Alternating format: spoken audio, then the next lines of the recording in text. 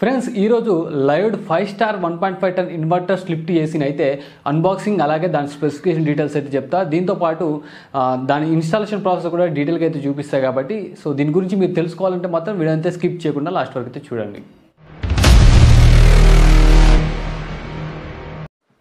Friends ఇది Lloyd 5 star 1.5 ton inverter split AC. Present అయితే మనం ఇప్పుడు అన్బాక్సింగ్ అయితే చూద్దాం. అన్బాక్సింగ్ తర్వాత ఇన్స్టాలేషన్ ప్రాసెస్ అయితే చూపిస్తా. దీంతో పాటే మీకు కొన్ని స్పెసిఫికేషన్స్ అయితే చెప్తా ఈ ఏసీ గురించి.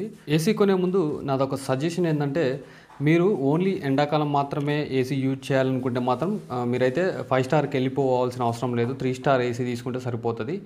కాదు మేము ఎండాకాలమే కాదు మనము ఇయర్లో మొత్తం అప్పుడప్పుడు యూజ్ చేస్తూనే ఉంటాం, ఎప్పుడు వాడుతూనే ఉంటాం అంటే మాత్రమే మీరు 5 స్టార్కి అయితే వెళ్ళిపోండి. సో మీరు ఓన్లీ ఎండాకాలం అయితే మాత్రం 3 స్టార్ అయితే తీసుకోండి, ఓకేనా. సో 3 స్టార్కి 5 స్టార్కి పెద్ద డిఫరెంట్ అయితే ఏముండదు కదా. అంటే 5 స్టార్ తీసుకుంటే ఒక 10 to 15% మీకు పవర్ బిల్ అనేది తగ్గుతుంది అనమాట. సో కాస్ట్ పరంగా చూసుకుంటే కొంచెం హైలైనే ఉంటుంది. ఈ 3 స్టార్ ఏసీ తీసుకుంటే దాదాపు ఒక 30-35 ఉంటే ఇది 40-45 ఆ లోపు ఉంటుంది అనమాట 5 స్టార్ది. అలాగే తీసుకునే కంపెనీ కూడా ఒకసారి సెర్చ్ అయితే చేసుకోండి. అంటే ఆన్లైన్లో కానీ ఆఫ్లైన్లో కానీ మీరు ఏ కంపెనీ తీసుకోవాలని సెర్చ్ చేయండి. అట్లనే మీరు ప్రోడక్ట్ తీసుకోవాలనుకుంటే ఆన్లైన్లో ప్రైస్ ఎంత ఉంది అలాగే ఆఫ్లైన్లో ప్రైస్ ఎంత ఉంది అనేది కంపేర్ చేయండి. సో మీరు ఎక్కడ తక్కువ అనిపిస్తే అక్కడ అయితే పర్చేజ్ చేయండి.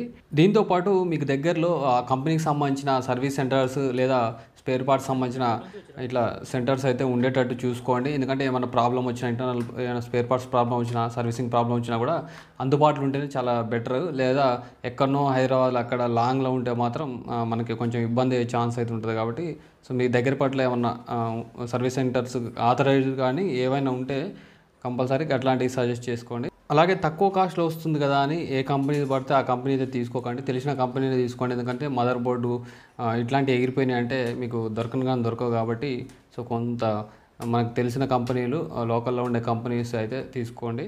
దీని అన్బాక్సింగ్లో చూసినట్టు first indoor unit, outdoor unit ఒకటి వచ్చింది.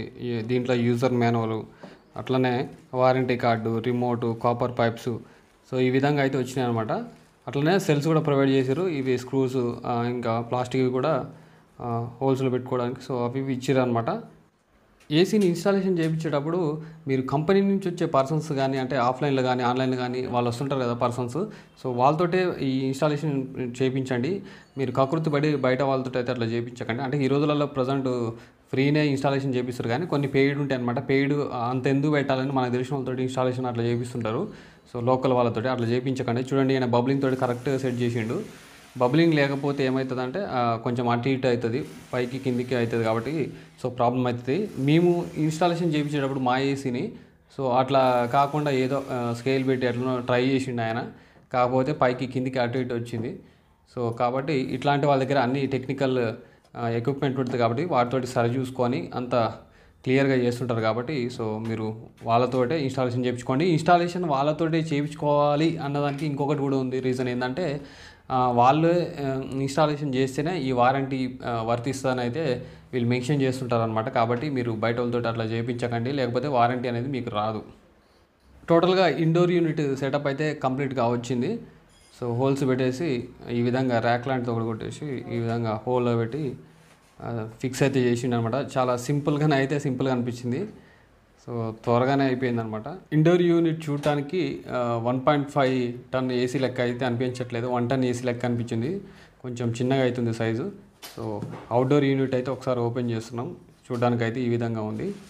ఇది మొత్తం కాపర్ కాయిల్ అనమాట. ఇది అల్యూమినియం కూడా వస్తున్నాయి కానీ అవి అయితే తీసుకోకండి. ఈ రోజులలో మ్యాక్సిమం రావట్లేము అనుకుంటా. సో అవి వస్తే మాత్రం అవి తీసుకోకండి, మెయింటెనెన్స్ ఎక్కువ ఉంటుంది, అసలు వేస్ట్. అవి అయితే తీసుకోకండి.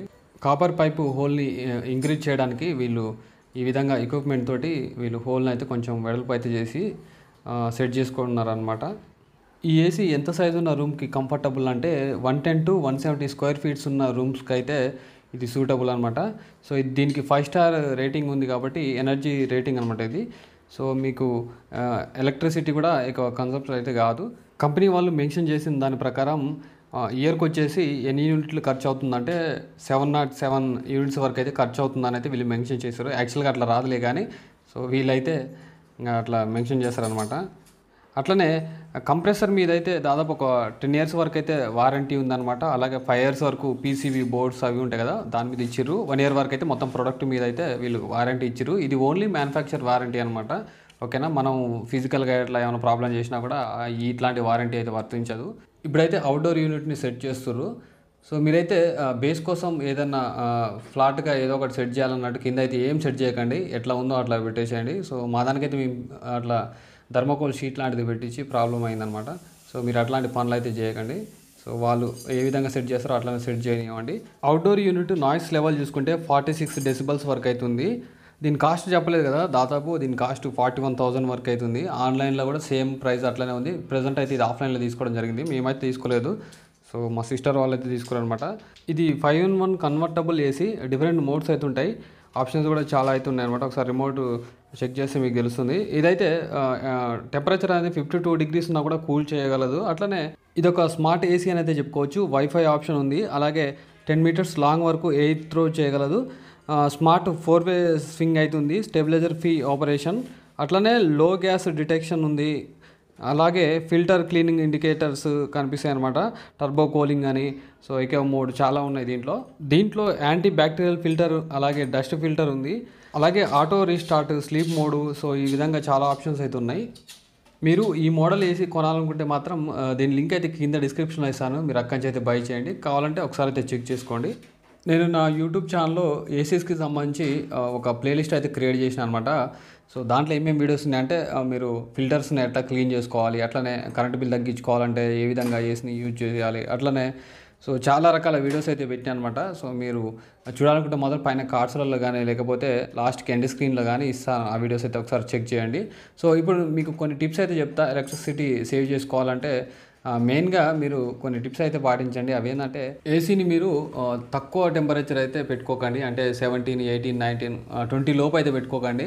సో 24 అబోవ్ ఈ విధంగా పెట్టుకుంటేనే ఎలక్ట్రిసిటీ బిల్ అనేది తగ్గుతుందనమాట. సో మీకు చల్లగా ఉండాలి, ఎక్కువ కూల్ కావాలంటే మాత్రం సో కరెంట్ బిల్ కూడా ఎక్కువనే వస్తుంది. కాబట్టి 24 పైన పెట్టుకోండి. ఎకో మోడ్స్ అని, పవర్ సేవ్ మోడ్స్ అని ఈ విధంగా వస్తుంటాయి అనమాట. సో అవి పెట్టుకోండి. అలాగే హెల్త్ పరంగా చూసుకున్నా కూడా మీరు టెంపరేచర్ అనేది బయట దానికి లోపల దానికి చాలా డిఫరెన్స్ అయితే ఉంటుంది. కాబట్టి అంటే మీరు దానికి దీనికి నెరీ డిఫరెన్స్ ఉంటే మాత్రం మీరు బయటికి వెళ్ళగానే తట్టుకోవడం చాలా కష్టం. కాబట్టి సో అంటే నెరీ తక్కువ అట్లా పెట్టకండి. సో కొంచెం మ్యాచ్ చేసినట్టు 25+ అట్లా పెట్టుకుంటే బయటికి వెళ్ళినా కూడా అంత ఎఫెక్ట్ అయితే కనపడదు అనమాట. అలాగే ఎలక్ట్రిసిటీ బిల్ తగ్గాలన్నా కూడా మీరు ఫిల్టర్స్ని కూడా క్లీన్ చేస్తుండాలి. 6 monthsకి ఒకసారి అట్లా క్లీన్ చేస్తుండాలన్నమాట. సో ఎట్లా క్లీన్ చేయాలనేది కూడా ఒక వీడియో అయితే పెట్టినా, ఒకసారి అయితే చెక్ చేసుకోండి. దీంతోపాటు మీరు ఏసీ మొత్తం కూల్ కావాలి, స్ప్రెడ్ కావాలని ఫ్యాన్ వేస్తుంటారనమాట. ఫ్యాన్ వేస్తే స్ప్రెడ్ అవుతుంది ఏసీ అనేది. కానీ మీరు ఫ్యాన్ స్పీడ్ అనేది హైలో పెట్టుకోవద్దు. ఎప్పుడైనా 1 or 2 కూడా అవసరం లేదు, 1లోనే అట్లా పెట్టుకుంటే రూమ్ మొత్తం ఇట్లా స్ప్రెడ్ అవుతుంది అనమాట. సో అట్లా పెట్టుకోండి. నా సజెషన్ ఏంటంటే అసలు ఫ్యానే వద్దు. ఫ్యాన్ ఎక్కువ పెట్టుకోవడం వల్ల ఏమవుతుందంటే పైన స్లాబ్కున్న హీట్ని గుంజుకొని మొత్తం మళ్ళీ ఇట్లా రూమ్ అనేది హీట్ చేస్తుంటుంది అనమాట. అప్పుడు బయట కంప్రెసర్ మళ్ళీ స్పీడ్గా తిరిగి మీకు పవర్ బిల్ కూడా అట్లానే తిరుగుతుంది. కాబట్టి ఫ్యాన్ అయితే లోలో పెట్టుకోండి, అసలు అయితే బంద్ చేస్తే మంచిది. ఏసీ రిమోట్లో ఏమేమి ఆప్షన్స్ ఉన్నాయని అయితే ఇక్కడ మెన్షన్ చేసి చూడండి. సో నేను రిమోట్ గురించి అంటే అమెజాన్ బేసిక్స్ సంబంధించిన రిమోట్ ఒకటి ఉన్నది, దాని వీడియో అయితే చేసిన అనమాట. సో సేమ్ ఆప్షన్స్ అయితే ఇందులో ఒకటే ఉంటాయి. ఒకసారి మీరైతే చెక్ చేసుకోండి. ఏమైనా డౌట్స్ ఉంటే కామెంట్ చేయండి. చూడండి, బయట అవుట్డోర్ యూనిట్లో కొంచెం డ్యామేజ్ లెక్క అనిపించింది. సో కొంచెం జాగ్రత్త చూసి తీసుకోండి. సో మన ఆఫ్లైన్ కాబట్టి ప్యాకింగ్ చేసి ఇట్లా ఇస్తారు, కానీ మనం సరిగ్గా తెచ్చుకోకుంటే అటు ఇటు పడి కొంచెం ప్రాబ్లం అవుతుంది. అవుట్డోర్ యూనిట్ అయితే రన్ అవుతుంది. సో నాయిస్ కూడా ఎక్కువ అయితే లేదు. సో పర్లేదు, బాగానే ఉంది. నాయిస్ ఎక్కువ ఉంటుంది ఏమనుకున్నా కానీ నాయిస్ అయితే ఏం లేదు. మధ్యాహ్నం పూట ఇది ఆన్ చేయడం జరిగింది, మధ్యాహ్నం కాబట్టి కంప్రెసర్ హెవీగా రన్ అవుతుంది, కానీ నాయిస్ అయితే ఎక్కువైతే లేదు.